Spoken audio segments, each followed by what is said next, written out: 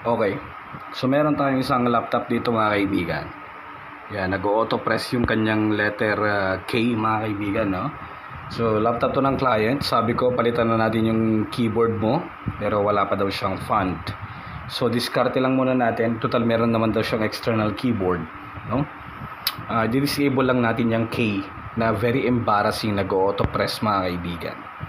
So punta lang kayo sa may Google, kailangan nyo i-download yung isang application.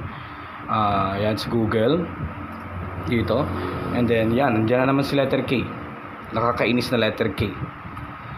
Sharp Keys free download. Yan. Anyway, link will be on the description below. Ito yan, download nyo lang yan mga kaibigan, and then i-install ninyo. Pagkatapos nyo ma-install, no, hanapin natin dito. Ayan, Sharp Keys. Ito yun. Ayan. Right click natin. Run natin as administrator. Oops, nag-appear agad si on screen kasi ginagamit daw nila. Okay. So, meron tayo dito mga kaibigan. Ang click natin dito is add. Ayan. And then, type natin dito sa may map this key. Dito sa first column lang muna tayo. Type key. Kailangan natin i-type, pero ito, yan, try natin i-press ang K. Still di ko bagana. Gamitan natin ng on-screen keyboard. Okay, so letter K na ina-select natin mga kaibigan, and then hit natin na ang OK, and then punta tayo sa may pangalawang column, turn key off. That means i-disable na natin yung letter K.